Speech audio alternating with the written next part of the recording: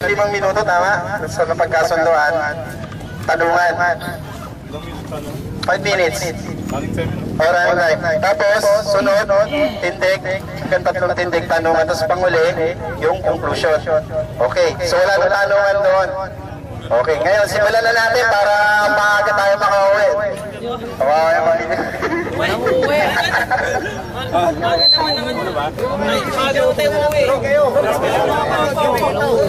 bro, ano yung di mo sasagot ito? Atras lang ng konti. Atras lang. Gumagamit naman tayo ng bike para marinig kasi mahirap talaga magsigawan lalo na sa open area tayo eh. Maraming salamat mga kapatid. Ano natin?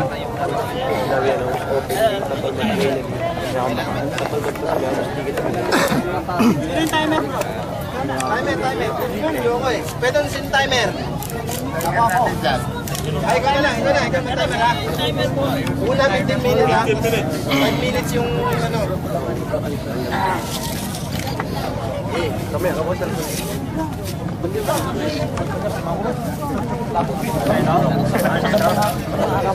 bang wala may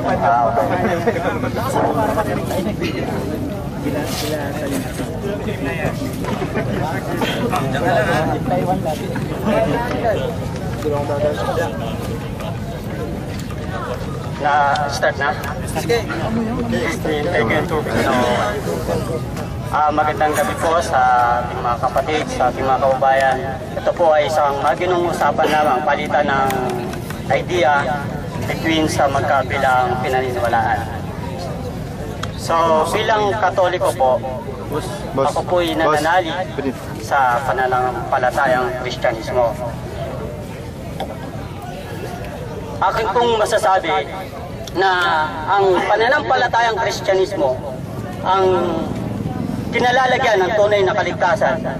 Dahil kung titingnan po natin ang Biblia, ito po ay punong-puno ng mga katotohanan tungkol sa buhay ng tao, patungkol sa kaligtasan.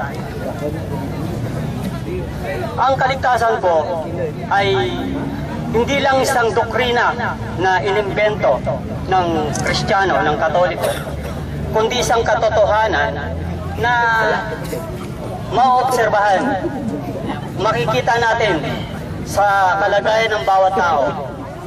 Actually, sa lahat ng mga aklat, makikita yung pangangailangan ng tao sa kaligtasan. So bukod sa Kristiyano na may nakikita kailangan ng tao ng kaligtasan, ito po ay nakasulat din sa ibang mga literatura.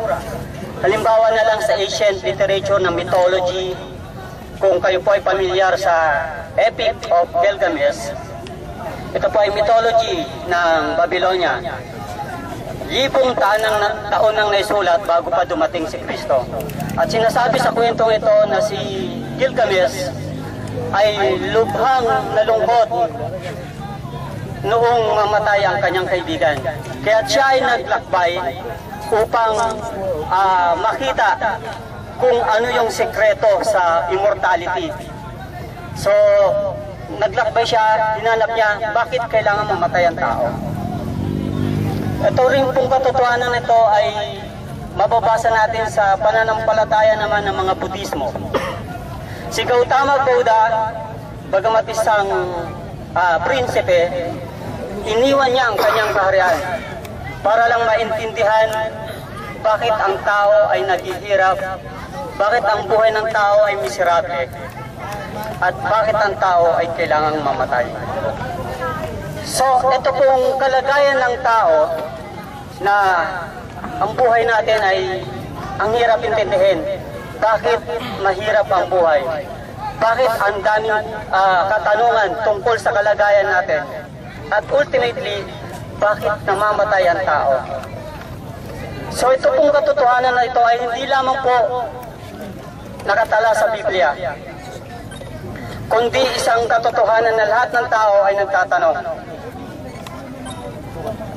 At yung katotohanan na yan ay nauuwi lamang sa isang talata ng Biblia. Sabi po sa Romans 3:23, ganito ba nakasaad? For man have sinned and fall short to the glory of God. Sapagkat ang tao ay nagkasala at walang sino mang karapat-dapat sa paningin ng Diyos. Excuse me, pwedeng paki-remind ako pag 5 minutes or 3 minutes na lang. So meron talata sa Biblia na nagsasabi na ang tao ay hindi karapat-dapat sa paningin ng Diyos. Ito po yung nais ipaliwanag ng Biblia at nais ituro ng simbahang Katoliko dun sa doktrina ng simbahan na tinatawag na fall of men. Yung epekto ng kasalanan ng tao. Bagamat ako isang Katoliko, hindi ko po nais tumayo lang bilang isang Katoliko sapagkat sa doktrinang ito nauuwi yung kaligtasan ng Kristiyano. At ang doktrinang ito ay doktrina ng born again ng lahat ng sekta ng Kristyanismo. So sana po huwag tayong mag-focus doon sa pagiging Katoliko. Although nasa sa inyo po yan, ako hindi naman magtatanggi kung ano yung tinuturo ng aming simbahan. No? So yung doctrine na fall of men, ito yung nagpapaliwanag doon sa kalagayan ng tao. Sa lahat ng miserableng nangyayari sa buhay ng tao, ito ay epekto ng kasalanan, unang-una ng ating mga magulang. So, kaya po ang Katoliko merong original sin. Ito po yung naglayo sa atin sa Diyos. No, sa pananampalatayang Judaismo, ayon sa kanila, sa bawat pagkakasala ng tao, una si Eva at Adan, sumunod si Cain, sa mga kasalanan na yun ng mga naunang tao, nalayo ang tao sa Diyos. Kaya, yung tao ngayon nagsusumigaw, kailangan natin ng kaligtasan. At hindi naman po yung mahirap unawain kahit hindi natin dalhin sa mga kasulatan. Halimbawa na lang, experience natin. Di ba? Yung chismis, yung pagpahamak sa iyong kapwa, ito po ay nakikita natin na merong epekto, merong dulot. Halimbawa, pag nagkasamaan kayo ng loob ng inyong kapatid, yung relasyon nyo napuputol. At nagkakaroon kayo ng bigat sa sarili nyo. So ang kasalanan, nakikita natin may epekto emotionally, psychologically, no, yung mga natatrauma, at physically. Time na? Sige po. 5 minutes pa. Thank you. Ano ko, time na. No, so yung kasalanan, this is truth. Katotohanan na meron. At yung effect nito, katotohanan na merong epekto. Nalalayo tayo sa relasyon sa ating kapwa, higit sa lahat nalalayo tayo sa relasyon sa Diyos. Now, kung titingnan natin, kaya ba nating ayusin yung kasalanan na ginawa ng ating mga magulang? Kaya ba nating ayusin minsan yung kahit yung personal sin natin, actual sin natin, minsan hindi natin maayos Yung epekto lang ng chismis, na ang dami mong sinirang nakarinig, ang daming naging epektong hindi maganda, hindi mo na maayos di ba? Kaya ang kaligtasan na hinihingi ng mga tao should be done by someone na kayang ayusin lahat. Yung epektong nasira. At ang kaligtasan sa kasalanan nito ay magagawa lamang ng Diyos. Unang-una nga yung immortality. Di ba? Sabi sa Biblia, lalangin natin ang tao ayon sa ating wangis. Na kung titignan natin to, yung wangis na ito is not just yung wangis na kaya ng tao mag-decide, kaya ng tao mag-dominion sa mga hayop. Pero merong isang importanteng bagay dito. Ano po yun? Yung wangis natin sa Diyos bilang mga immortals. Sabi sa Romans 5, the wages of sin is death. Yung kabayaran ng kasalanan ay kamatayan. So kung titignan natin, tayo ay nilalang ng Diyos, hindi para mamatay. Tayo ay nilalang bilang katulad niya na immortal.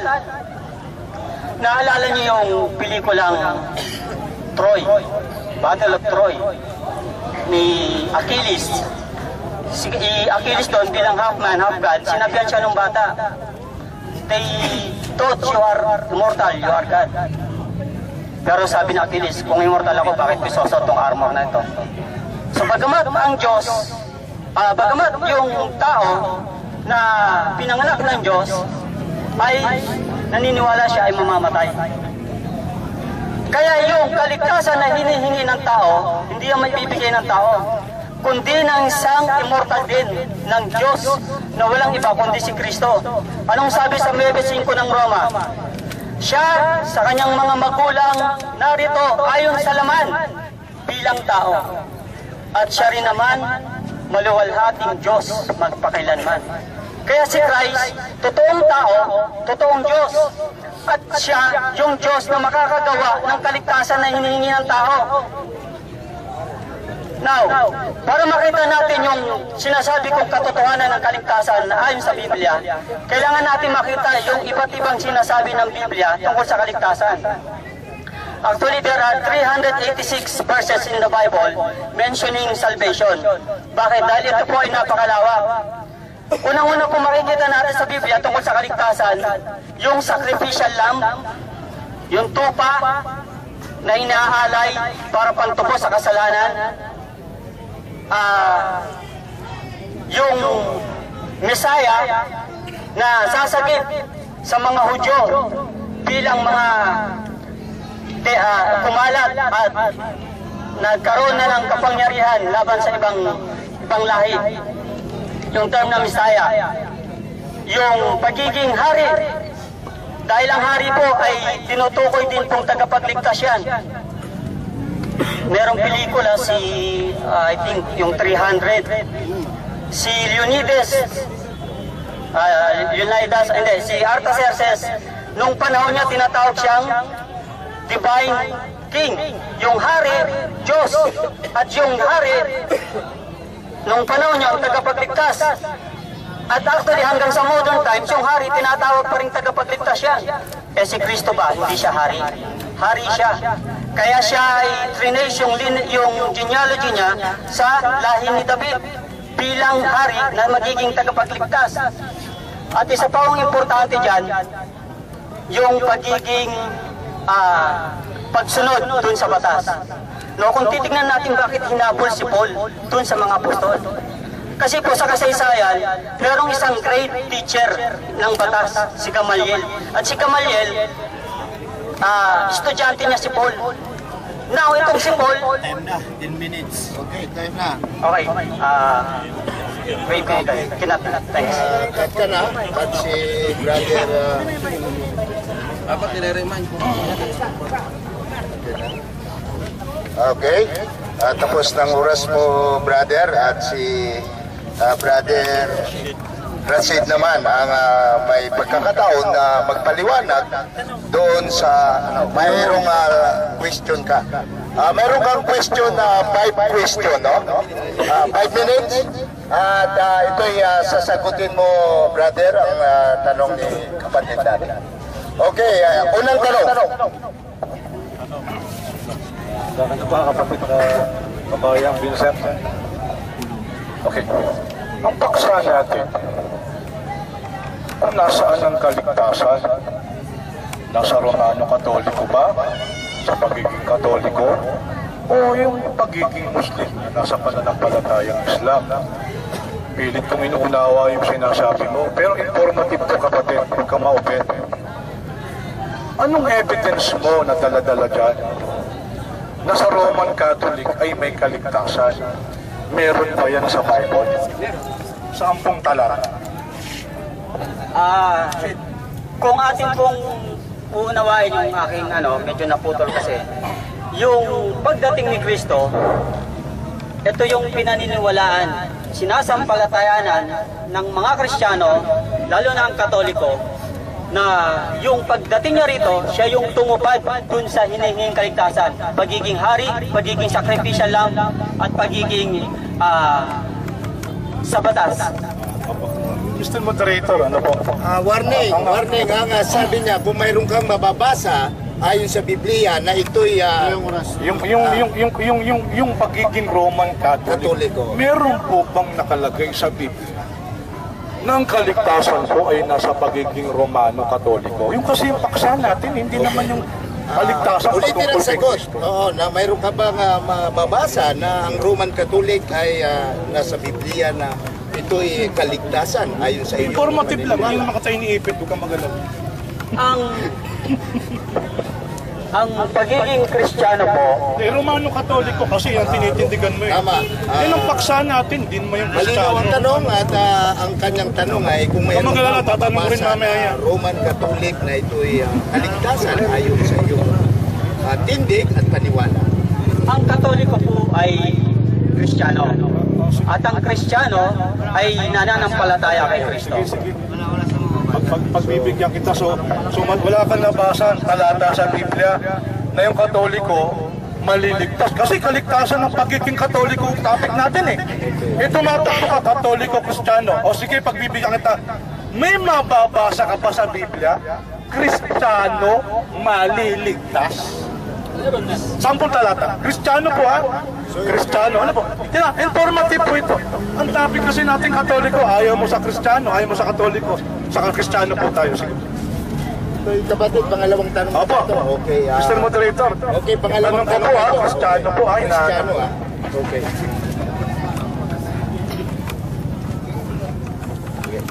Hello.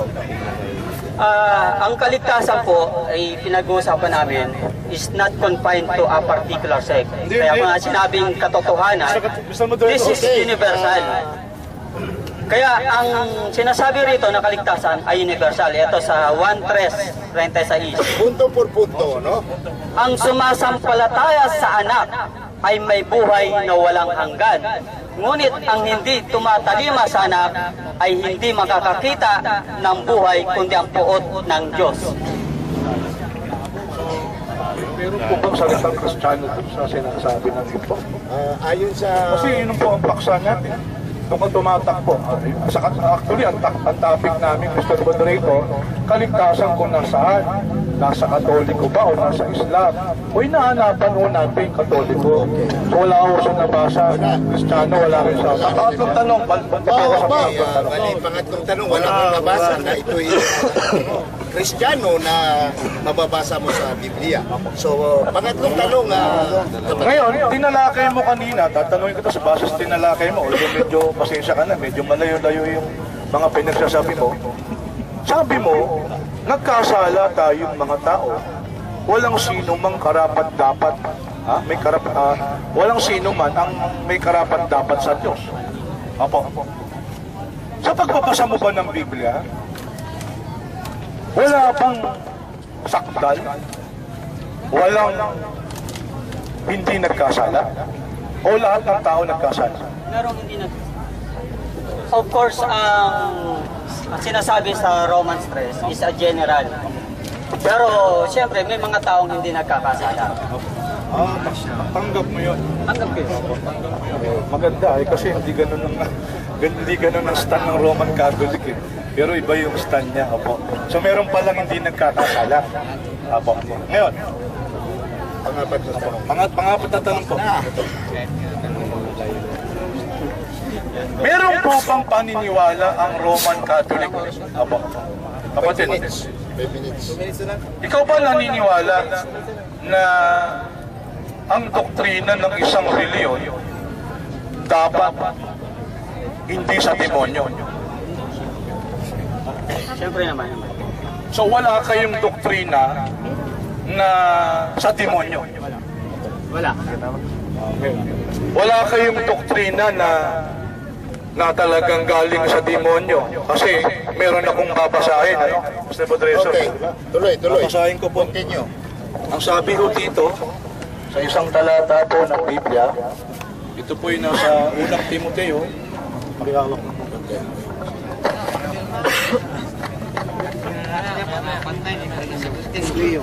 Muslim.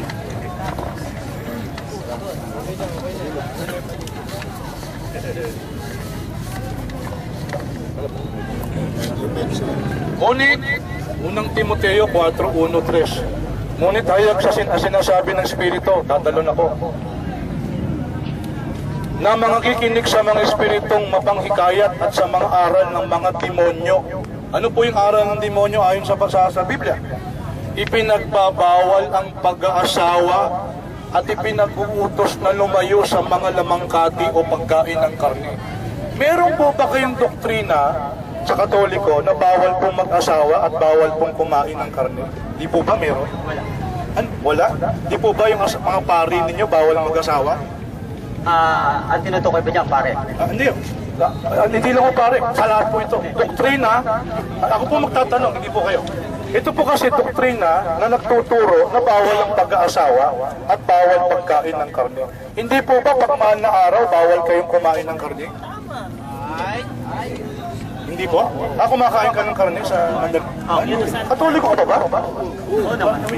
Hindi kasi, ang kaso.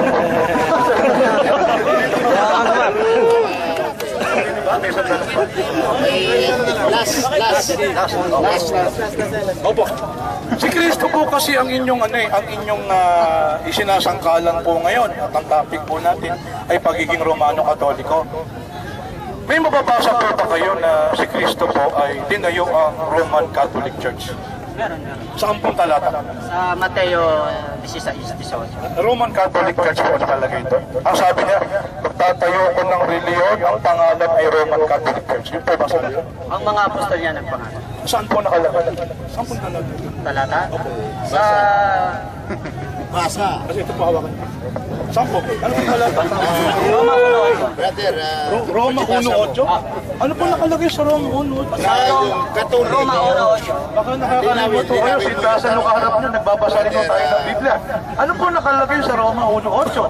Yung itatayo ba yung Catholic Church? Yung Roma 1:8, natural, yan ay naisulat ang mga bagong tipan sa salitang Griego.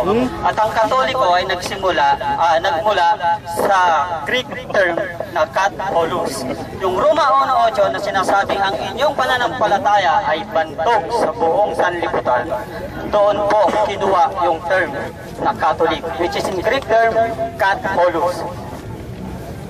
Yun ang kanyang moderator. At yun ang kanyang sagot. At natapos na tayo sa question and answer. At panahon mo na ngayon, kapatid.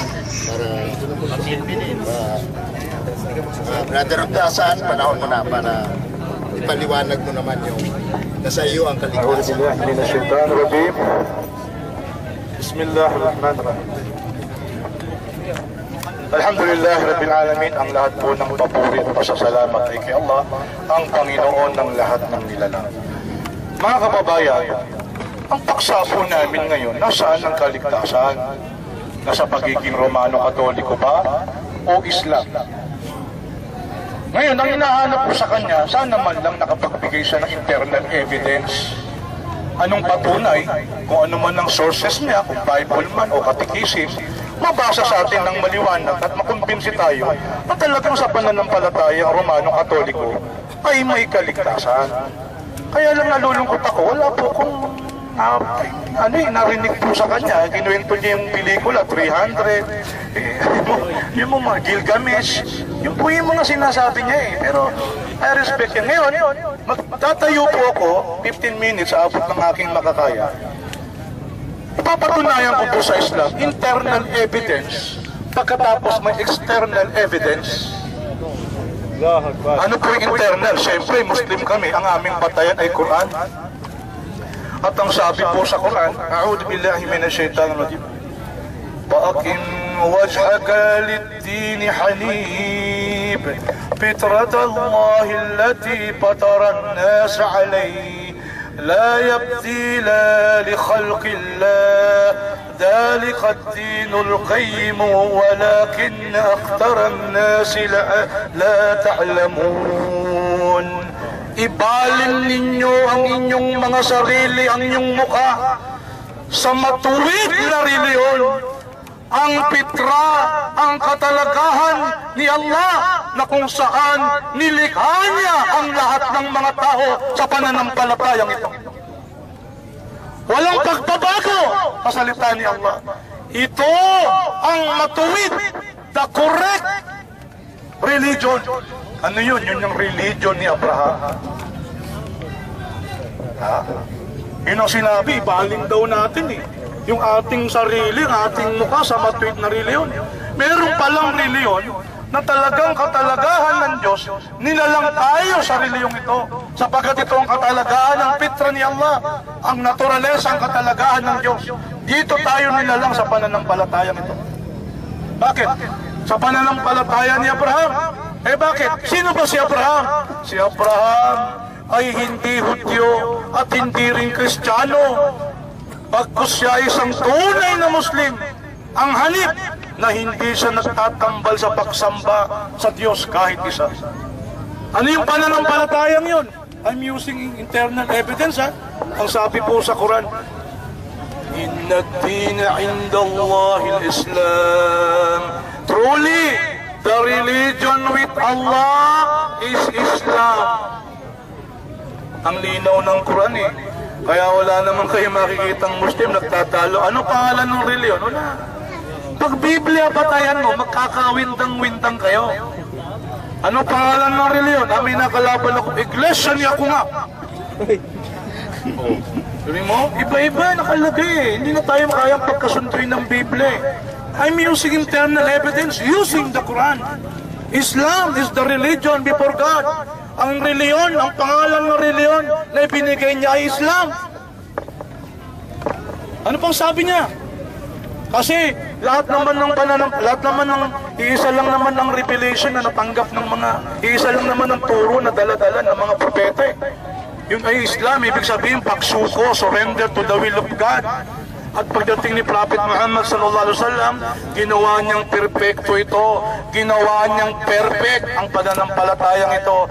Ang sabi niya, Al-yawma akmaltu lakum dinakum. Today, this day, I perfected your religion for you, completed my favor upon you, and chosen for you Islam as your religion. Ang lino! Ngayon, takbir! Halina ko anong reliyon? Reliyon ni Abraham. Ang pangalan ng reliyon Islam. Ang reliyon na ito'y perfecto. Eh pag pumili ka pa ng ibang reliyon, pwede ba? Maliligtas ka ba? Ano sabi ng Quran? Pakinggan po ninyo.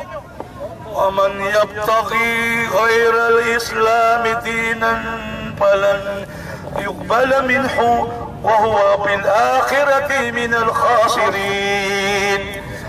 At sino man ang maghanap pa, pumili pa ng ibang reliyon maliban sa Islam, kailan may hindi tatanggapin ito mula sa kanya, at sa kabilang buhay sa araw ng paghukom mapapabilang siya sa mga talunan. Ang linaw eh. Hindi ka pwedeng pumili ng ibang reliyon. Ang official religion sa araw ng paghukom ay Islam. Ang linaw-linaw eh. Ayaw nyo kasi sa Quran eh. Itigil nyo ng pagbabasa nyo sa Biblia, hindi tayo kayang pagkaisahin yan. Hindi alam kung anong reliyon, kaya nga hindi niya mabasa eh. Eh kung Katoliko ako, mag-iisip-isip ako, wala naman talaga natitinig ang pala to. Walang batayan. Walang nabasa sa Biblia na Roman Catholic ang reliyon. Eh Kristiyano nga, hindi niya nabasa, maliligtas eh. Sa Islam ba ang Muslim maliligtas? Sa Quran, pakinggan ninyo ha, kita nyo ha, bumaling ang mukha, isuko nyo yung sarili. Sarili yun ng Diyos, ang katalagahan ng Diyos. Sarili yung ito, dito kayo nilalang. Surrender yourself into the religion of Abraham, in the name of that religion is Islam. And if you choose, this Islam is perfect. If you choose other religion than Islam, it will never be accepted in the day of judgment. In other words, wala kang kaligtasan. Mapupunta ka sa parusang impyerno ng apoy. Nandoon ay mananatili ka magpakawalang hanggan. Ngayon, kanina tinanong ko siya, o sige, pagbibigyan kita, hinahanap ko sa iyo, Katoliko, maliligtas. Eh wala naman siya nagbasa. scapegoat niya, hindi Kristiyano. Ito universal. 3 minutes? Oh. Sa Islam, ang Muslim ba maliligtas? 3 minuto, bibilisan ko na. Kasi meron pa akong external evidence eh. Ngayon, pakinggan nun ninyo. Ang Muslim ba maliligtas? Ang sabi ho sa isang talata ng Quran, Ya ibadi la khawfun alaykum al-yawma wa la antum tahzanun alladhina amanu bi ayatina wa kanu muslimin udkhulul janna antum wa aswajukum tuhbarun. Ang sabi, it will be said, God will say, O my worshipper, o aking mananamba, palibasa kayo'y sumampalataya sa aming mga tanda at kayo'y mga Muslim. Kayo'y mga Muslim. Udkhulu janna. Pumasok kayo sa paraiso kasama ng inyong mga asawa. Malinaw ba? Ang Muslim maliligtas? Malinaw. Ilang minutes na lang. Ha? O ngayon, internal yan eh. 2 minutes na. Internal yan eh. Gagamit ako external naman. Ha? Yan dapat may evidence ka. Ano external? Catholic Catechism. Ano yung sabihin? Ang Katoliko naman, hindi Bible-based yan eh. Ito kung anong dapat paniwalaan ng Katoliko, kung anong dapat i-practice ng Katoliko, nandito sa Catholic Catechism. Eh ano sinasabi ng Katekismo? Pakinggan po ninyo.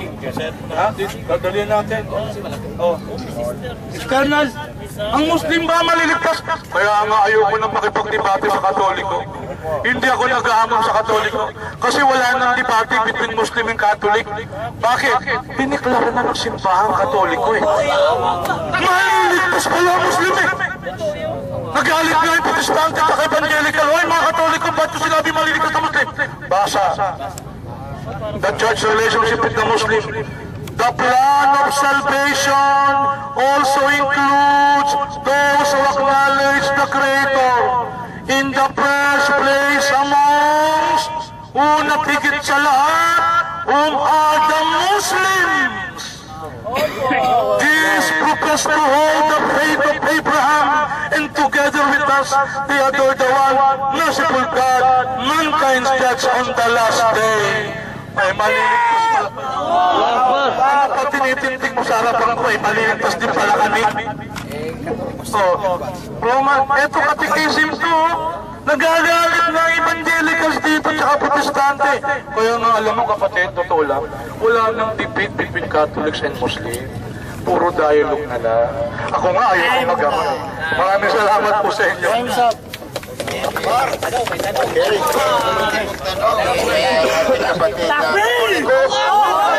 Meron siyang katanungan sa ating kapatid na Islam, no? So, 5 tanong ito. Kapatid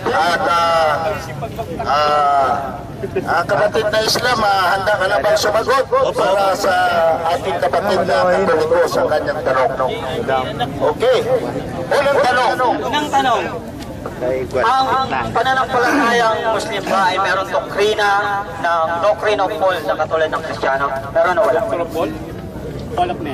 All of men? Hindi po katulad ng paniniwala nyo. Alam nyo bakit? Si Adam po at si Eva ay nagkasala. Tanggap po ng Diyos yun. Kaya lang ang magandang balita, nung sila'y nagkasala, humingi ng kapatawaran si Adam. Ang sabi niya, Rabbana dalamna anfusana wa in lam taghfir lana wa tarhamna lanakunanna minal khasirin. Amin Panginoon, tunay na kami nagkasala, ngunit malibang kami patawarin mo, kami mapapabilang sa mga talunan. Ang sabi ho ng Quran, ang magandang balita, at sila'y pinatawad. Okay, kung sila po yung pinatawad, ang pananampalatayang Muslim ay walang teaching tungkol sa effect of sin. Pangalawang tanong na yan. Wala po. Invento lang ho ni Pablo yun. Nagkamali kayo ng quotation kanina. Wala po sa Roma 5. Ang nakalagay po sa Roma 6:23, ang sabi ni Pablo, the wages of sin is death. Okay. Huwag masyadong mabang. Tanong, ang pananampalatayang Muslim ba ay merong doctrine tungkol sa eschatology? Eschatology ay mga pag-aaral tungkol sa huling buhay ng tao? Napakarami, mas marami po ang Quran kumpara sa Bible. Ang pananampalatayang Muslim ba, anong ginagamit niyo? Paniniwala o pananampalataya? Ano pinagkaiba ng dalawang ito? Linawin nun natin, Tagalog kasi yung sinasabi niya. Yung salitang iman, usually tinatranslate po yun na pananampalataya. At yun, kasi nalimos ng paniniwala.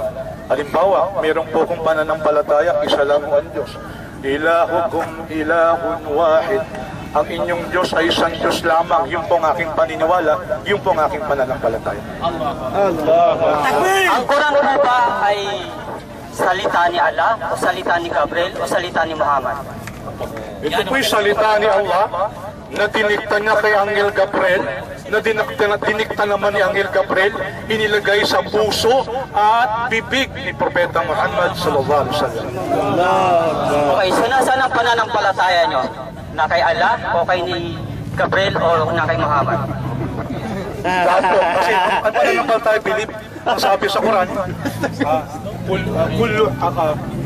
آمن الرسول بما أنزل إليه من ربه والمؤمنون كل آمن بالله وملائكته وكتبه ورسله لا نفرق بين أحد من رسله. Tagalogin natin. Ang tunay na mananampalataya ay sumasampalataya, naniniwala kay Allah, sa kanyang mga anghel, sa kanyang mga aklat, at sa kanyang mga sugo. Higit sa lahat, ang huling sugo, si Propeta Muhammad sallallahu alaihi wasallam. Allah Akbar. Tanong, naniniwala ka ba sa pagkapako ni Kristo? Hindi po, sapagkat malinaw na sinabi ng huling kapahayagan ng Diyos sa tao, وَمَا قَتَلُوهُ وَمَا سَلَبُوهُ. Hindi siya napako, hindi siya napatay. Si Kristo po hindi napako para sa atin. Saan nakasulat na hindi napako si Kristo? Sa Quran lang ba? Wala sa topic ang pero pagbibigyan. Yan po yung nasa sulat sa chapter 4. Pero nasa Bible din. Hindi siya napako. Ang dami ko nang debating ganyan eh. Kinindigan ko talagang biblical speaking, hindi namatay si Kristo eh. Gusto mo, next topic natin yan eh. Kung hindi ka pa magsasyada. Pasahin ko, Mr. Moderator. Ano, gusto mo ba? May tanong pa ba? Hindi, babasahin ko kung saan nila. Hindi na, tinatanong lang kita. Okay.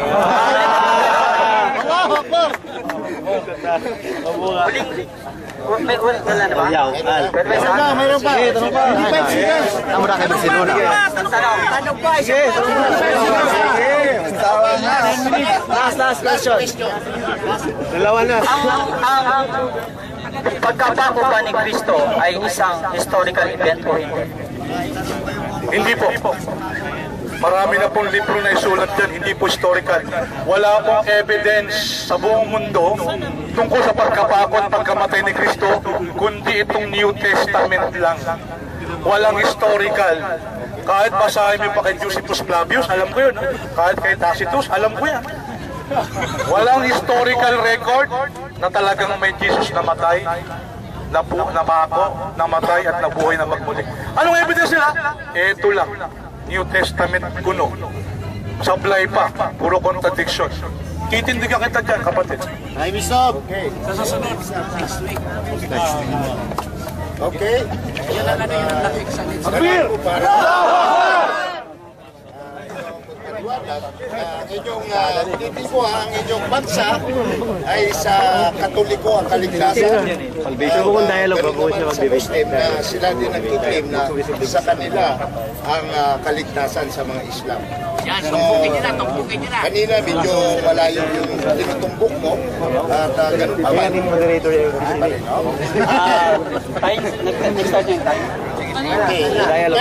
Ilang ba? 10 minutes? Okay, go. 15 minutes. 15 minutes ha? Ayan na. Ikaw lang? Bakasok ka? So, kanina po, tinanong ko sa kanya kung merong doctrine of God. Ayon sa kanya, meron, pero dapat pre-resenta niya Dahil ang pinag-uusapan po dito, kaligtasan. Paano po magkakaroon ng maliwanag na konsepto sa kaligtasan kung yung aklat na pinaniniwala mo walang itinuturo tungkol sa kaligtasan? Ayon sa kanya, si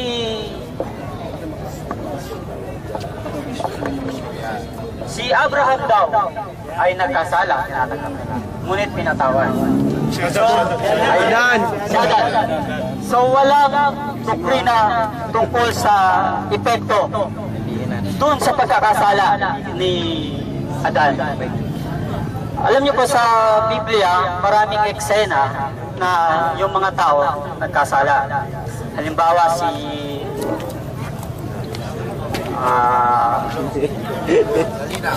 yung kasama ni Moises, hindi ako nagkakamali, si Miriam. Ito po ay nagkasala sapagkat sinabihan nila, pinagdudahan nila si Moises. Pinarusahan sila ng Diyos. Humingi ng tawad si Aaron, pinatawad. Pero yung binigay sa kanyang karamdaman, nanatili hanggang ilang araw. So ibig sabihin, ang kasalanan, pwede talagang patawarin yan. Lalo na ang Diyos ay mapagmahal, ang Diyos ay mawain. Tunay yan.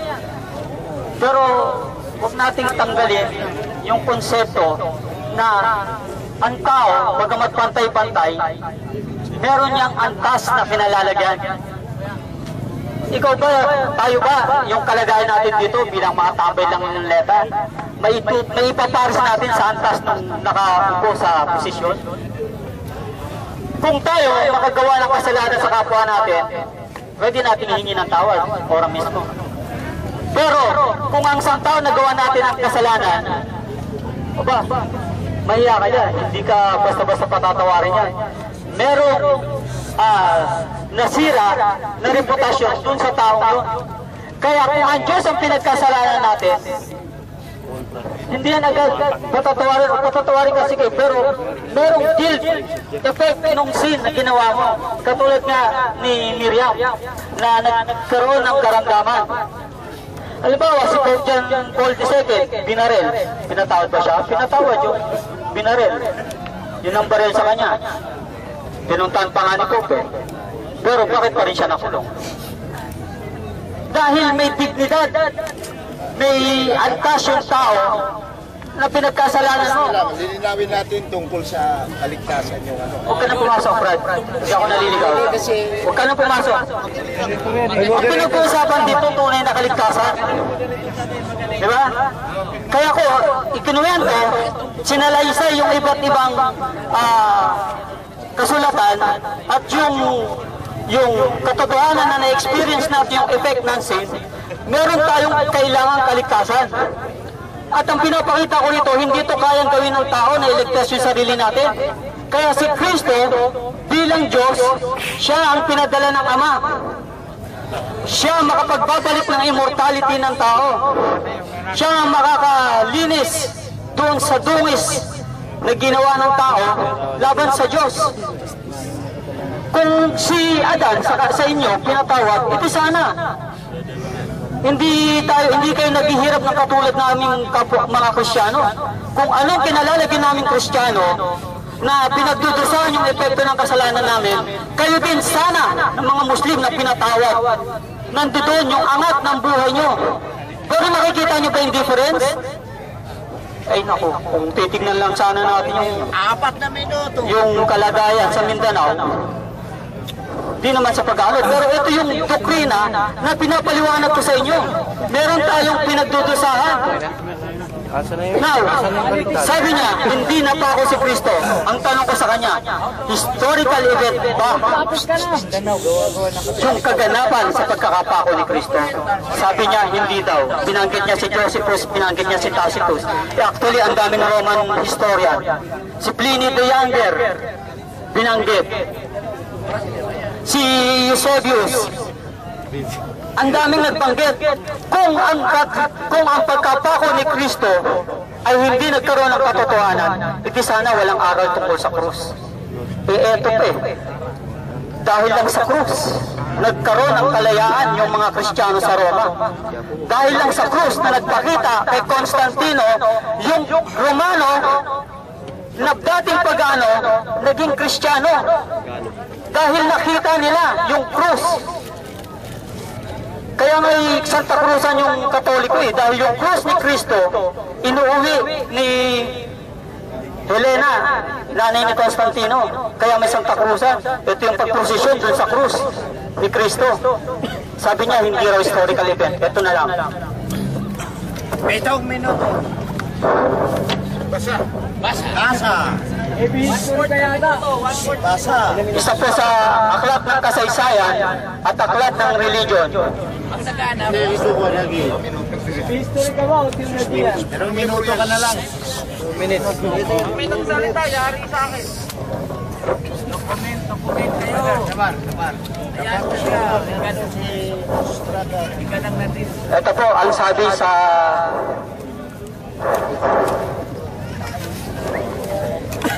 Basa. The Life of Jesus. Historians agree. Sabi niya daw, wala daw historians na nagpapatunay. Historians agree that Jesus was real person. Oh, tao. Okay, sige, maghintay kayo. Yung iyo.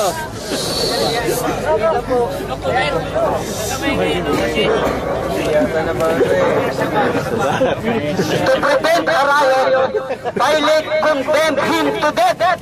Kita nyo? By crucifixion. Ito po nakakatawang doktrina ng huwag ninyo man po mamasamayin. Pero ito lang yung tanong ko. Sinabi sa Quran, paliwanag niya mamaya, na si Kristo ay pinalitan doon sa pagpapako.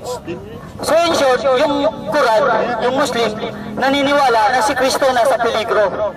Pero nung ipapako na, pinalitan yung mukha. Ito yung iniiwan kong tanong. Saang eksaktong pangyayari pinalitan yung mukha ni Kristo at iba yung napako doon sa krus sa Kalbaryo na ayon sa Quran ay pinalitan. Continue. May time ka ba? Okay. No? So, kanina binanggit ko yung mga pinapakita sa Biblia tungkol sa kaligtasan na gagawin ni Kristo. Yung sacrificial lamb, yung batas, pagsunod dun sa batas at pailalim sa batas, at yung pagiging Mesaya ni Kristo.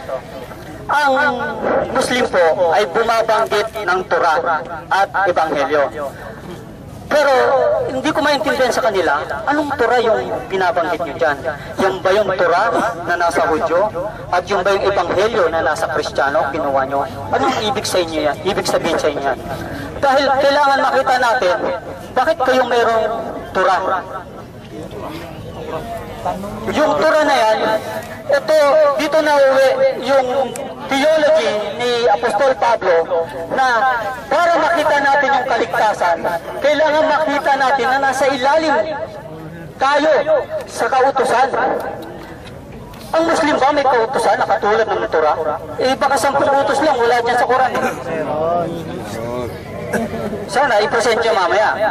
Kasi kung i-present nyo lang yung mga talata ng Quran na may kaligtasan, wala akong pagtutol dyan.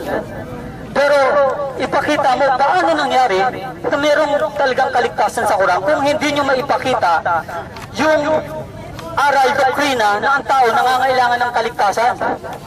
At higit sa lahat, yung Quran ay salita talaga ni Allah. Bakit?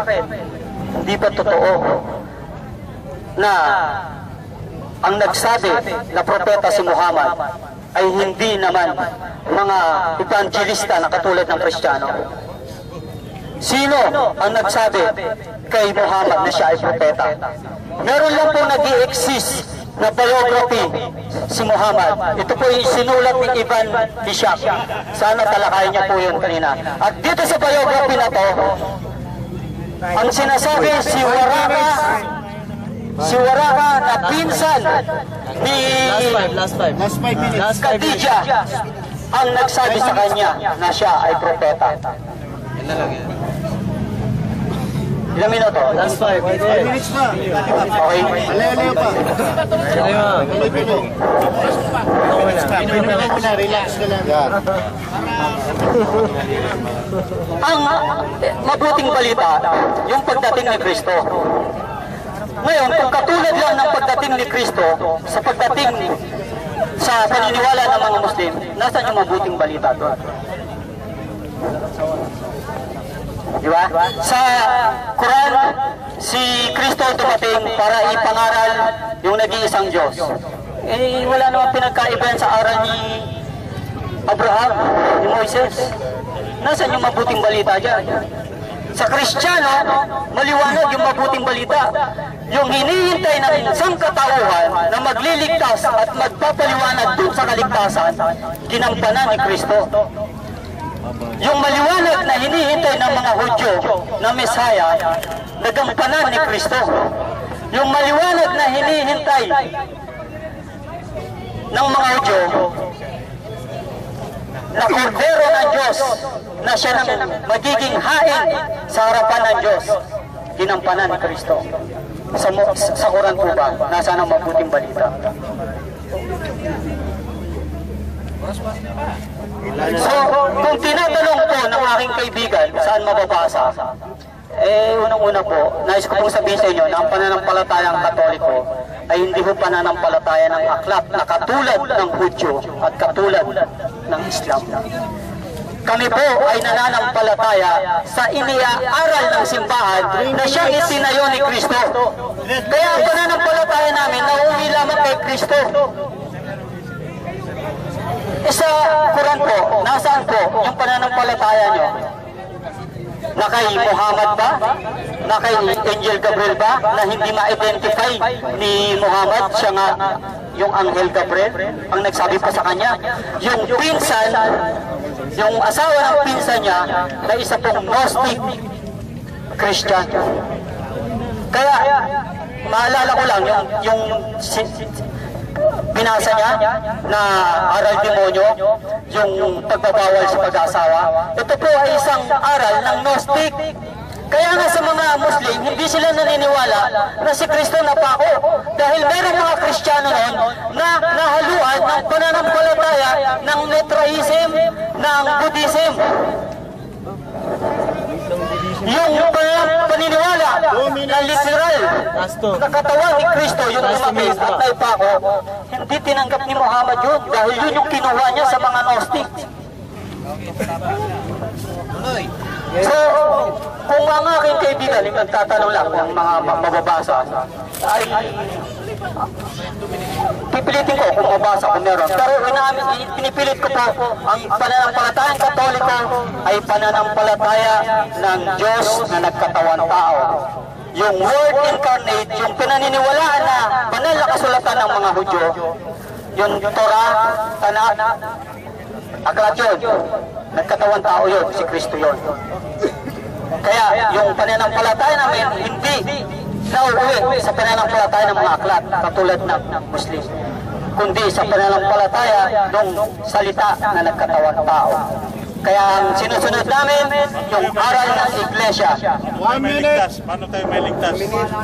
Sinabi ko na po, lahat po ng pangangailangan ng tao at nakasulat sa Biblia, mauuwi doon sa ginampalan ni Kristo. Kaya ang kaligtasan nandoon sa pananampalataya kay Kristo na naipako sa krus at nabuhay na maguli para sa ating mga kasalanan. Okay, i-wave ko na ito. Time na. Okay na. Sabihin ko talaga kayo. Ano? Limang tanong ha? Nasa bahay. Okay, kapatid ni Islam Nasa labas ko eh. Ito po.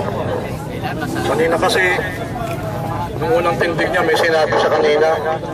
Hindi lang natin na itanong. Kasi ang cross-examination, base sa mga pinag-sabi niya. Unang tanong.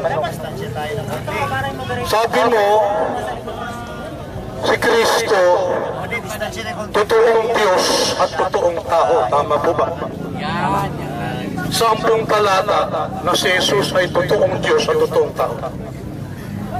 Binanggit ko na, may 5 ng Roma. Nakalagay po ito, totoong Diyos sa totoong tao. Pakibasa naman. Malay daw. Kumura parang sumanib. Paano yung Biblia? Wala. Di bale. Bigyan na natin. Okay. Ito ba? Meron ba? Wala. Meron daw. At sa kanila ang mga magulang, at sa kanila mula ang Kristo ayon sa laman, na siyang lalo sa lahat, Diyos na maluwalhati magpakailanman. Pagbibigyan kita. Pagbibigyan kita. Sige. Pero walang totoong Diyos doon sa totoong tao. Kasi nang hinahanap ko. Okay. Sabi mo, ang Katoliko ay nauwi lang kay Kristo. Hindi ito sa aklat, tama? Nauwi lang sa pananampalataya kay Kristo, tama ba? Tama. Kung totoo yun, bakit ang dami-dami yung repulto sa bahay? Pagkatapos may Mama Mary kayo, pagkatapos sinasampan nyo nananalangin din kayo sa mga santo. Parang sa loob ito siya sinasabi mong nauwi lamang sa pananampalataya kay Kristo. Eh ang dami-dami yung repulto, ang dami-dami ho ninyong santo, at meron pa kayong Mama Mary. Ano po masasabi? Tama yan. Kasama yon sa tinuro ni Kristo. So hindi po totoo yung sinasabi nyo. Nauwi lang kay Kristo. Nauwi, ibig sabihin lahat doon ng pinananampalataya namin ng santo, napupunta yan kay Kristo sa paniniwala din ng mga santong yan kay Kristo. So, meron ka bang mapapasa sa amin para maunawaan namin? Ito informative lang naman, di ba? Meron bang tinuro si Kristo maniwala sa santo? Meron. Nanalangin tayo sa santo, patulad po ng ginagawa po niya. Si Kristo po sandali po Mr. Moderator. Pag sinabi kay Kristo, sa bunganga niya nang galing, ayon sa Mateo, Marcos, Luke, and John. Ayan, malinaw na ayon kay Kristo. Kasi running time tayo eh. Okay, dito po sa Hebreo 12:23. Ito ang sabi.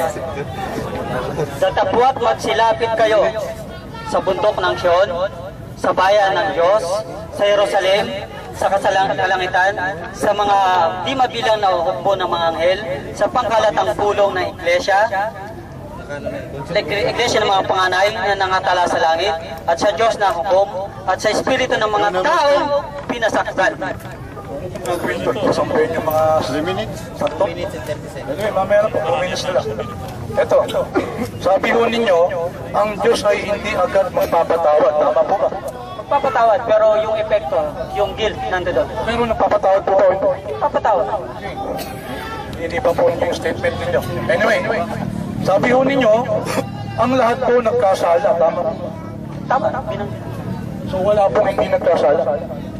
Generally speaking, lahat talaga. Nagkasala. Oh. Pero meron pong hindi nagkasala.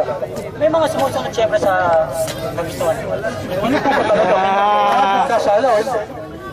Pag sinabing general, lahat yan. Pero hindi ibig sabihin na there is, sabi nga, in every rule there is an exception. Yun pala. Ayos ka. Sabi mo kanina, ang turo sa Quran ni Kristo, isang Diyos lamang. Katulad lang ni Abraham yan. Tutol ka ba na si Kristo sa Biblia ay turo siya isang Diyos? Kung may babasa ako mamaya, ang turo ni Kristo ay isang Diyos lang, at ang kaligtasan ay paniniwala sa isang Diyos lang. Paano yun? Naamin ka, nagkakamali ka, kapatid. Hindi, walang problema. Naamin namin na isa lang ang Diyos. So, iniipa mo na naman, kinokontra mo yung sariling payag mo. Kasi tutol ka dun sa ang turo ni Kristo sa Quran, isang Diyos lang. Eh parang kinukutsa mo sa Quran, isang Diyos lang ang turo ni Kristo. Parang si Abraham. Tutol ka ba na ang turo ni Kristo sa Biblia? Hindi nga ako totoo. Pero ibig silang sabihin, ang Diyos hindi mo mabibilang. Dami pala yan.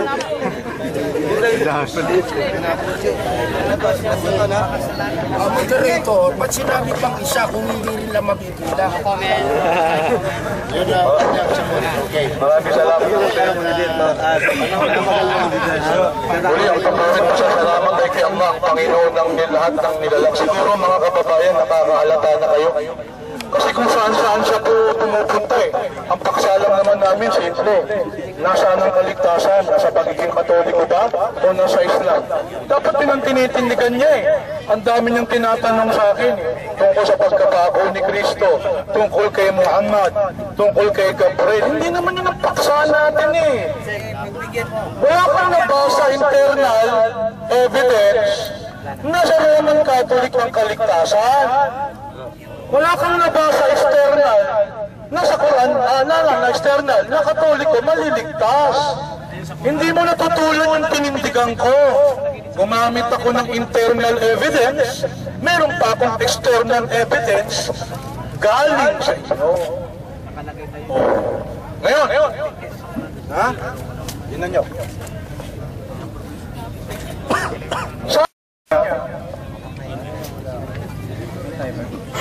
Wala akong pagtuturo ng kaligtasan kung walang ulong-men. Kung sa tumatakbo, hindi ko alam. Hindi naman yun ang topic namin eh. Pero papatulang kita pansamantala. Sige, para lang the game must go on. Wala daw pagtuturo ng kaligtasan kung ang tao ay hindi nagkasala. Kasi sa kanya, hindi raw pinatawad ng Diyos si Adan. Tinututulan niya yung sinabi ko, ang Diyos nagpatawad eh. Yung nga ang magandang balita, mga kapatid namin Kristiyano eh. Sa Quran, pinatawad ng Diyos si Adan. Kaya wala kaming original sin.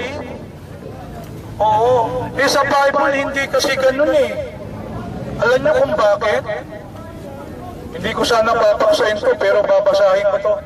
Kasi ang Diyos, nung lalangin niya ang tao sa lupa, binigyan niya ng sariling free of choice, of kakayahang pumili ng choice of free will, eh nakita niya gumawa ng masama. Alam niyo sinabi ng Diyos? Sa chapter 6, verse 6 ng Genesis, nagsisi ang Panginoon na kanyang nilalang ang tao sa lupa at siya'y nalumpay. Sa verse 7 ang sabi niya, pinagsisisihan ko na nilikha ko pa kayo. Galit na galit ang Diyos eh. Wala talaga. Galit na galit ang Diyos eh. Ang laki ng galit sa tao. Kaya gusto niyang gumanti sa tao.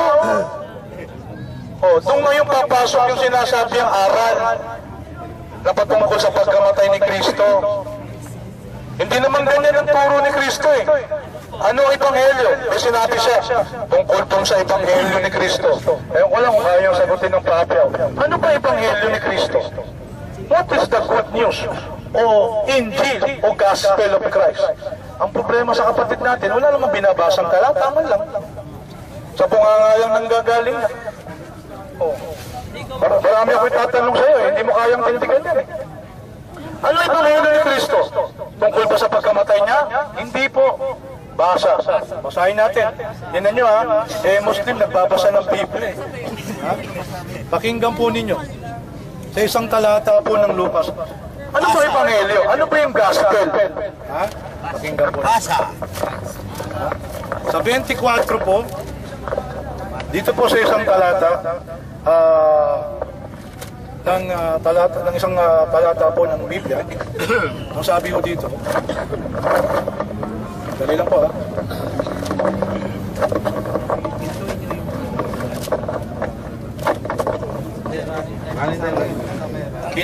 Subalit ganyan ang nasusulat. Kinakailangan na ipangaral ko ang ebanghelyo sa ibang lugar, sapagkat ebanghelyo ng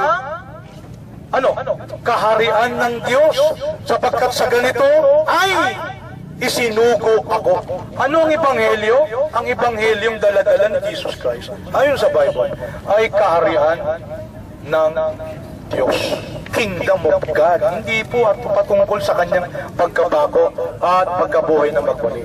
Ngayon kapatid, alam mo ninyo, yung salitang Katoliko, yung kasi paksa namin yung kasasalitang Katoliko, ang nag-imbento po niyan, ang nagbanggit po niyan, hindi naman po si Jesus Christ eh. Ha? Ignacio. Ayun, inunahan na ako ni kapatid. Si Saint Ignacio, nung taon na 110, pagkatapos yung salitang Roman Catholic o Romans, page 71, ito po. Pwede bang iba magpasa? Baka sabihin, pinagbubol ako. Pwede yun yung makita lang ninyo. Okay. Sabi ho dito sa paragraph 237 ng Catechism of the Catholic Church. Pwede yun ba nyo mabasa? Titignan natin. Ano po yung Trinity? Ang sabi ho dito. Yun na basahin mo. Okay. Babasahin po din nyo, ha? Nasa edad na yan. Baka lighter yung sunugin. Stop muna yung oras. Sige, Ano yan, Baril? stop muna yung oras.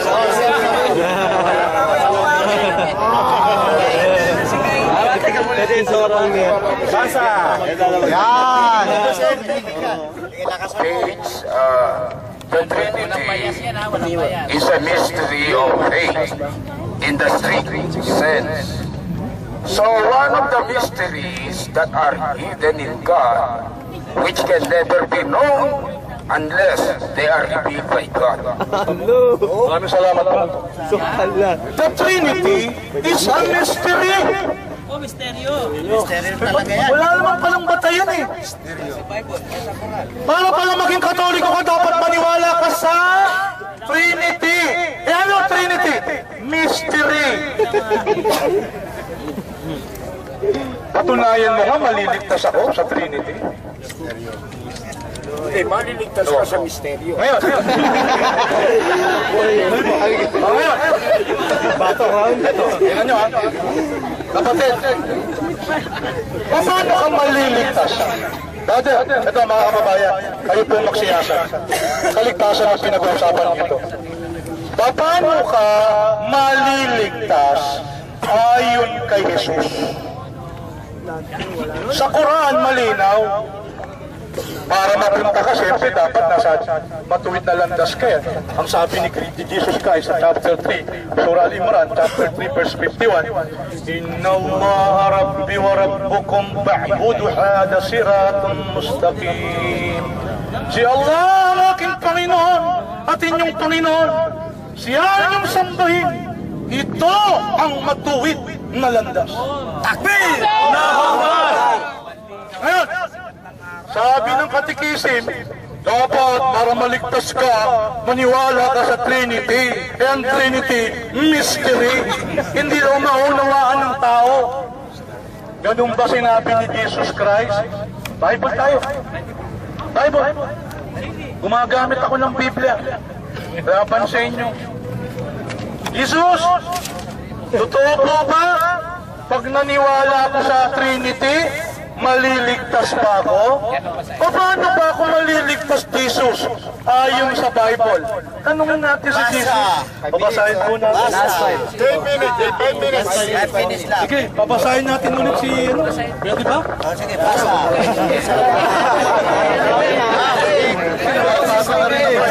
Sabi ni Jesus Christ, pag tingala niya sa langit, chapter 17, verse 10 John,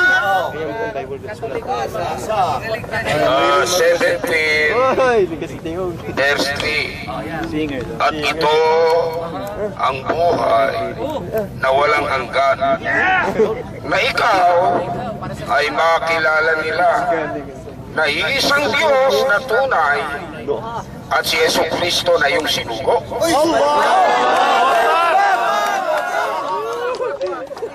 sinabi ba ni Kristo, ito ang buhay na walang hanggan? Na maniwala sila sa Trinity na misteryo. Hindi naman ganun eh. He defines what is eternal life.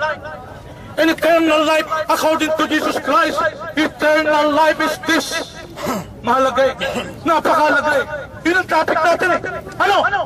Makilala ka na nag-iisang Diyos na tunay. Pag sinabi bang nag-iisa, meron ka?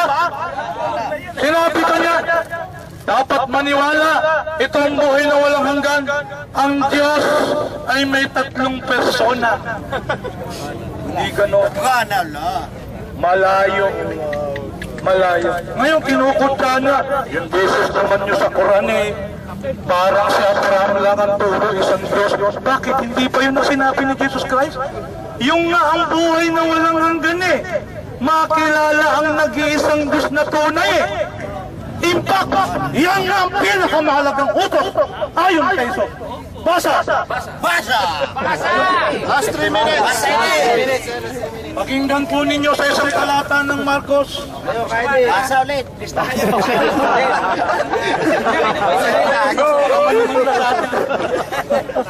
Kamiyo dito. Okay. Basa po yung 28 at 29. 2 minutes na lang. 2 minutes na lang. Ilaw, please, ilaw. Gusto. Namin yung basa mo Ito. Check, tumabi ka, check.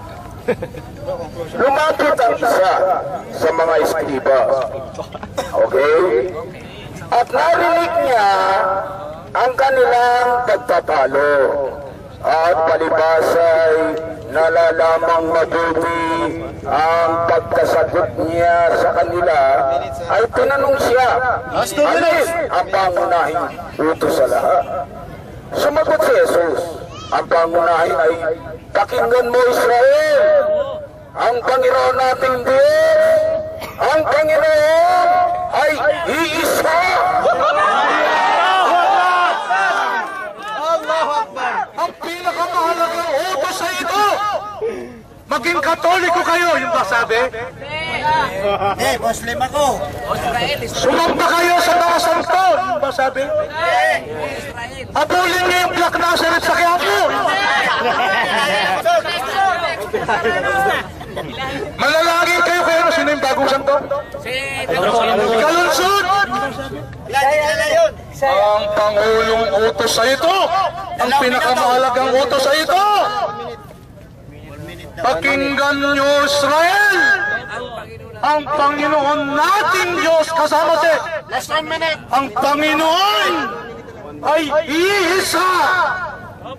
Yun po ang kaligtasan, yun po ang pinakamahalagang utos sa lahat. Yan po, binabasa po natin internal evidence at saka external evidence. Ngayon, alam mo kapatid, pumunta ka sa paksa, patunayan mo ngayon sa mga kababayan natin. Alam niyo kung Katoliko ako, magmumuni-muni ako. Maraming salamat po sa inyo.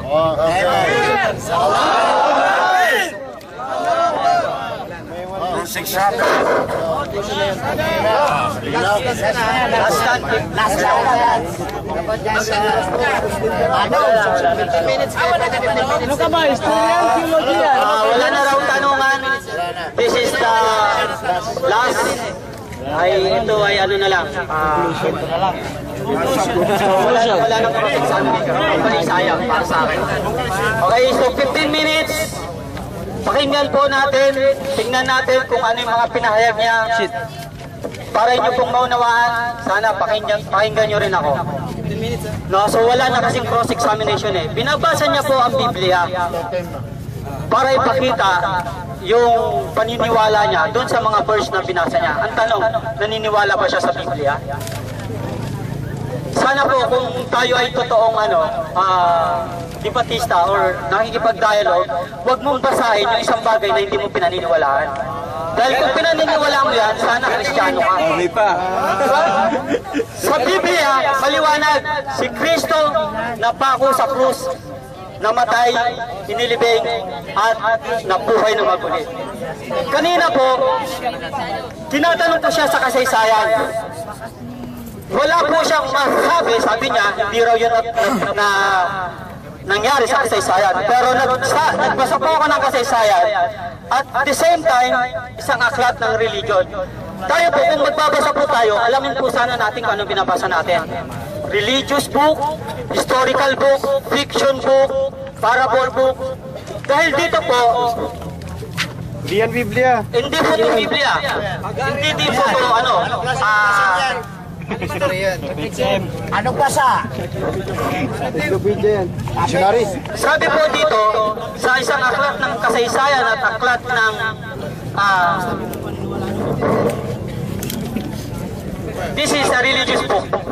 Ang sabi po dito, the holy book of Islam is the Quran. The collection of sayings and messages believed to have been brought by the angel Gabriel from God to the Prophet Muhammad. Muslims believe it is God's final and complete teaching for His people. It is neither a history book nor a book of stories, but a collection of teachings, laws, and wise sayings. Not a historical book, ang Quran. Anong alam na yan sa history, sa kasaysayan? Kaya nga hindi nila alam kung napako ba talaga si Kristo. Kanina, gusto kong ilabas niya yung talata sa Quran na pinalitan yung mukha ni Kristo nung siya ipapako na. Pero hindi niya diniscuss. Bakit? Isang malaking kasinungalingan. Isang malaking pagmamaniobra. Bakit? Paano mo papalitan yung mukha ni Kristo nung siya ipapako na? Nung meron na siyang koronang tinik, meron na siyang ilang sugat na hinampas. Sabi sa Rosaryo ng Katoliko, scourging at the pillar, crowning of thorns, bago niya dinala, carrying of the cross. At sinasabi nila, pinalitan yung mukha ni Kristo, nung daladala ni Kristo yung cross, ilang sugat na ang natamo ni Kristo. So ibig sabihin, nung pinalitan, merong nakareding tao na suot, yung katulad ng suot ni Kristo, meron ng koronang tinig, meron ng ilang sugat. Aba, parang pelikula. Basa, basa. Adam Sandler. Basa. Basa. Basa. Hindi, ilabas niya kanina, hindi niya pinasa, di ba? Para sana, naitanong ko kung nasaan. Nilabas niya ba yung talata? Hindi. Bakit ayaw niya makross-examine yung talata ng Quran na pinalitan yung mukha ni Kristo? Okay. So ngayon, tinitira niya ang Trinity. Ito nga yung sinasabi ko sa inyo. The salvation of Christianity is an act of God. Kaya hindi naiintindihan ng mga taong hindi naniniwala na si Kristo ay Diyos. Bakit? Hanggang doon lang kayo sa tanong. Tatanong kayo, ilan ang Diyos ng Katoliko? Sasagot ang Katoliko, isa. Sino doon? Yung Ama, yung Anak, yung Espiritu. Yan, Diyos yan. Iisa lang yan. Naintindihan nyo?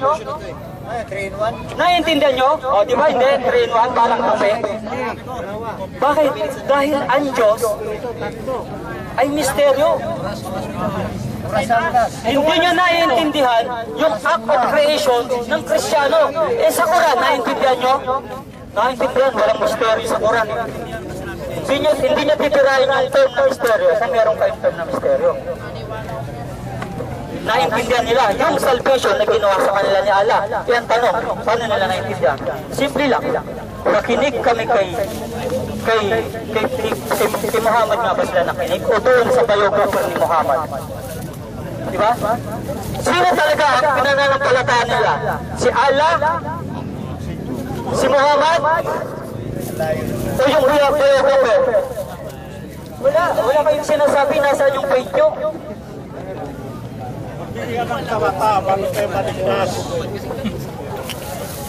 So, ang kaligtasan mauuwi kay Kristo. Kaya kung hindi nyo matanggap-tanggap yung doctrine of Trinity, this is just an affirmation na yung salvation ng Christian is an act gawa ng Diyos at hindi gawa ng tao. Okay? So, ano pa ba yung na-miss ko? Tuloy pa. 5 minutes ka pa, 4 minutes ka na lang. Now, hindi niya masakyan yung kaninang mga renaissance ko. Proof of ecology, religion of Buddhism, action history. Patuloy siyang nagpatuloy dun sa Quran. Tama yun. Pananampalataya niyo yun eh. Pero ito yung gusto kong iparating sa inyo. Salvation na sinasabi ko is an act of God para sa sangkatauhan. Kaya kahit hindi ko mabasa yung mga literal na gusto may ipabasa sa akin, yung essence ng sinasabi ng Biblia, nandoon yung kaligtasan is open for all. Kaya kung nga sinasite yung general situation ng tao, halimbawa na lang yung kaligtasan na historically, ano yun, yung pagiging tagapagligtas ng hari. Sa Biblia at sa Quran, originally, ang magliligtas, Diyos. Tama? Pero ang kaligtasan lang ba na naiintindihan ng tao? Yung kaluluwa? Yung life after death? Naiintindihan ba ng lahat ng tao yun? Kaya kailangan maintindihan muna ng tao yung salvation in the literal sense. Yung Diyos ngayon na nasa Biblia, nag-appoint sa mga bahay para maging tagapagligtas, hindi dumaan yung angel of death, ayun, nagkaroon ng kaligtasan. So, yung dugo na dumaloy kay Kristo sa krus, yun ang nagsilbing kaligtasan. At ito po maliwanag na ginagawa hanggang sa modern times. Bakit? Tignan niyo po sa modern times. Pag ang isang tao nagkasala sa'yo, lalo na kung ito ay mabigat, kung meron kang baril, gusto mo na lang barilin yung tao. Tama? Ginawang ka ng kalokohan eh. Yung dugo na dumadali sa kanya, nagbibigay sa iyo ng satisfaction na pinayaran niya yung kasalanan niya. At ito yung dugo ni Kristo na inaalay sa misa.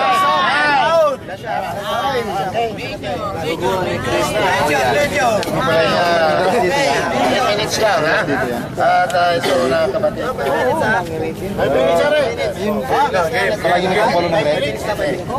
Yun, dito kami bumasa ng Biblia. Alam, nalulungkot ako mga kababayan. Alam niyo kung Katoliko ako, uuwi akong luhaan ngayon eh. May YouTube pa naman tayo, mapapanood tayo sa international. Pagkatapos ganyan may present pa ang you represent the Roman Catholic Church. Hindi pa. Pero wala kang nabasa. Kung ano-ano mo pinagsasabi mo, pasensya ka na kapatid. Hindi mo natitindigan ang ating paksa. Tinidiman mo sa akin kung ano-ano, wala naman sa paksa yun. Sino yung, anong mukha ang naipalit sa napako kay Kristo? Hindi naman yung paksa natin eh. Tapos thank you salamat sa sinabi mo. Ang Quran, dali lang. Alam nyo, hindi naman to history book eh. This is a world religion. Ano ang paniniwala ng iba't religion? This is not an historical books. Ito naman, Ngayon, kinumpirm niya ito, pinasa niya. The Quran is not a history book. Salamat. Kasi history book, tao sumulat. Tao gumawa.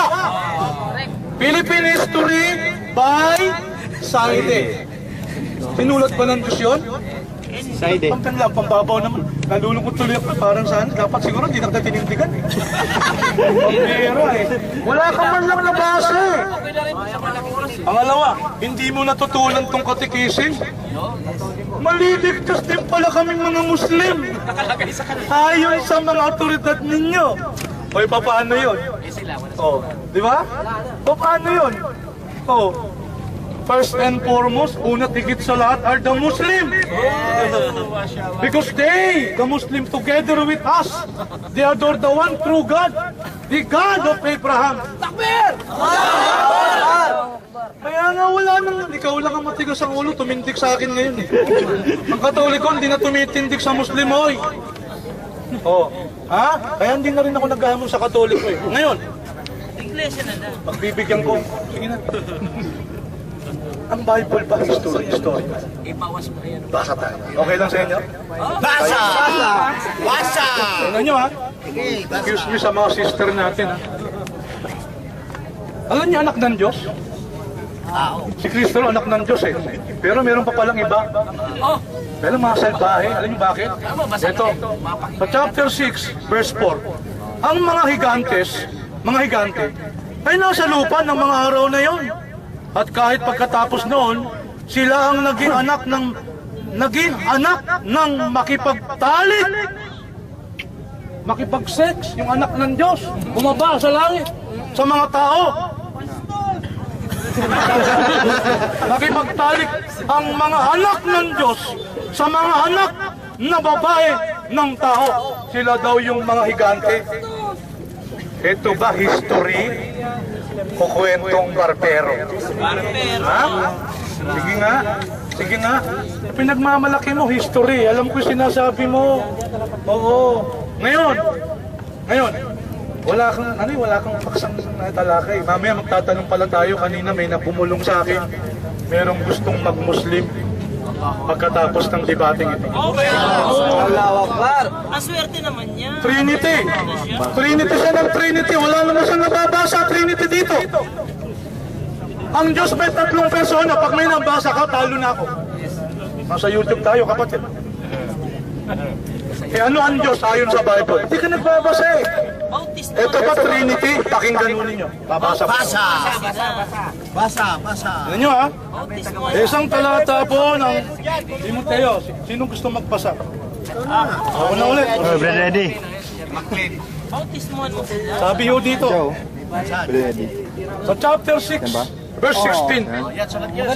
Ang Diyos, siya lamang ang walang kamatayan, immortal. Ang naninirahan sa liwanag na hindi malapitan, na hindi nakita ng sino mang tao o makikita man. The Bible defines what is God.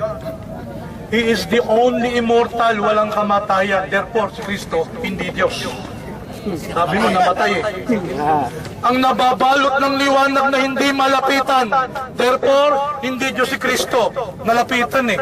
Napako nga eh. Nang pakong inject. Binilis sa inject. Ha? Hindi nalapitan. Hindi nakita ng sino mang tao. Si Jesus ba nakita o hindi? Meron pa.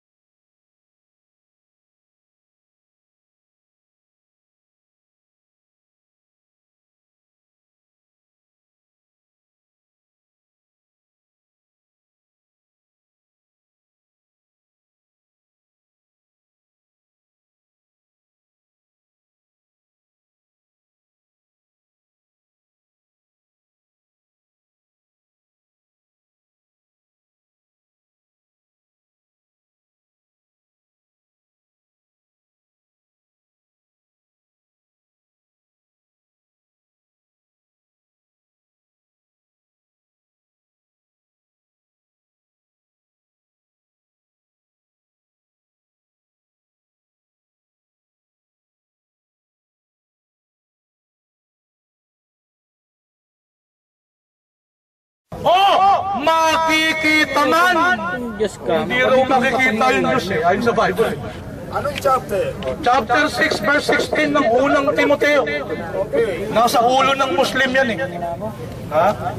O kita mo, napakalinaw eh. Kung ano ang Diyos ayon sa Bible, sana nagbabasa ka man lang para makontra mo ko.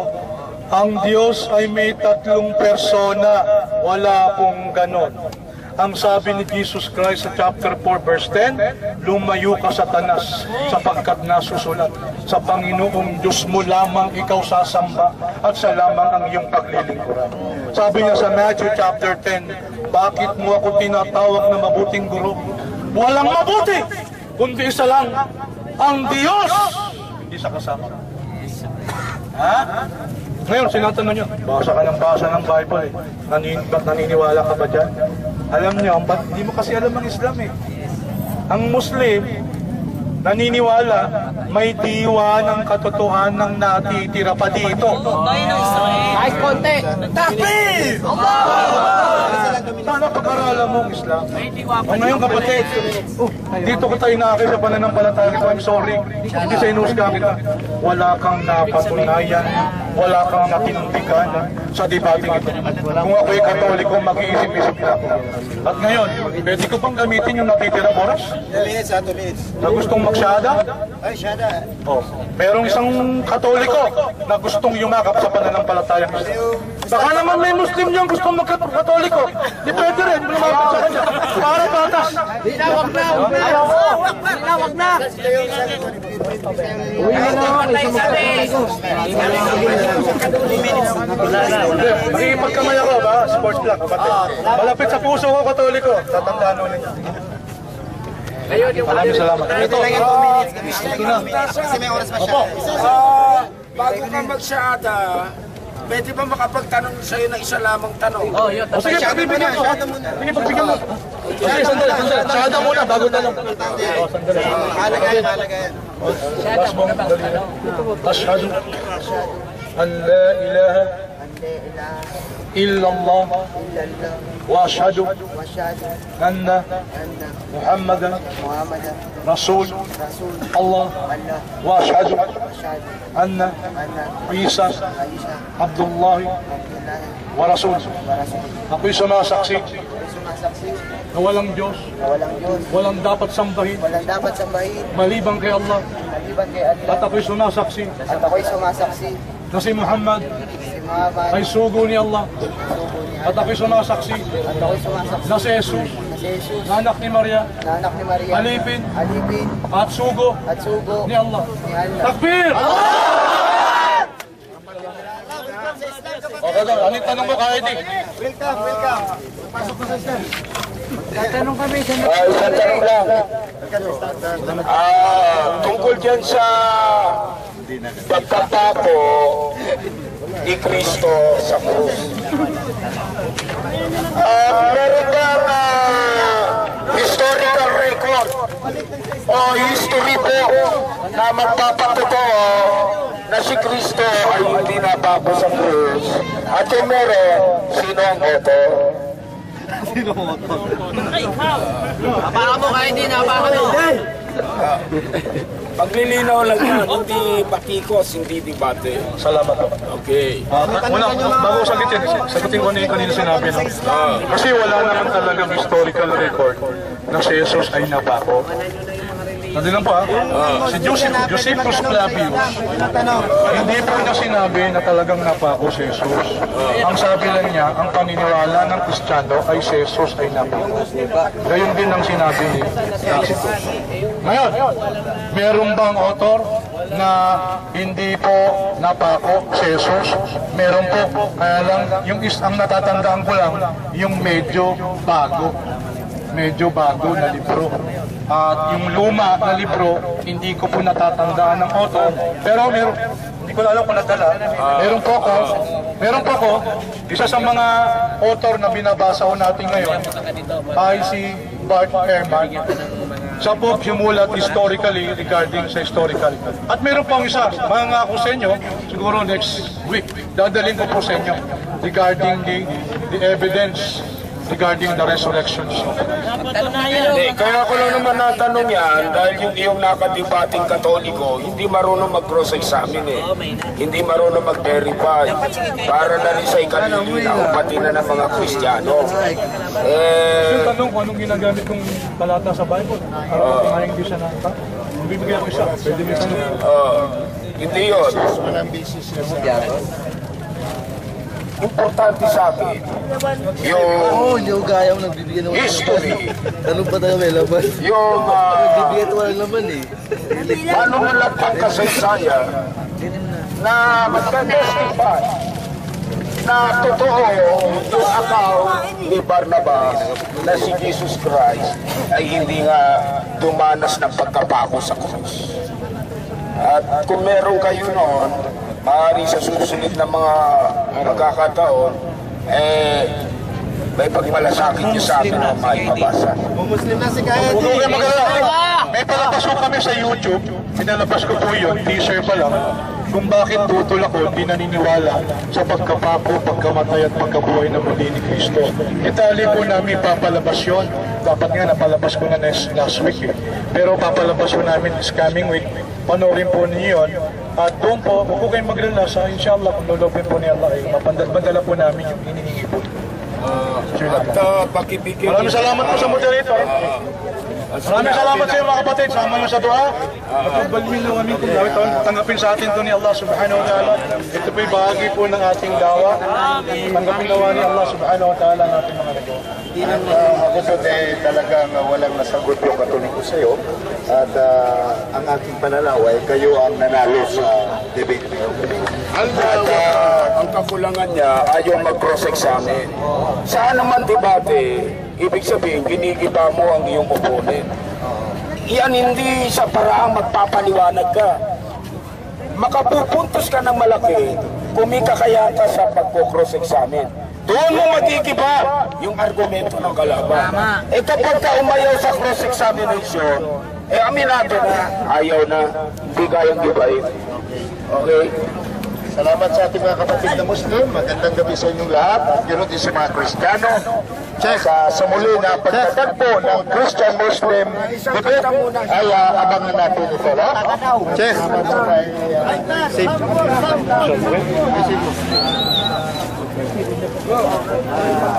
Salamat na, Mr. Moderator.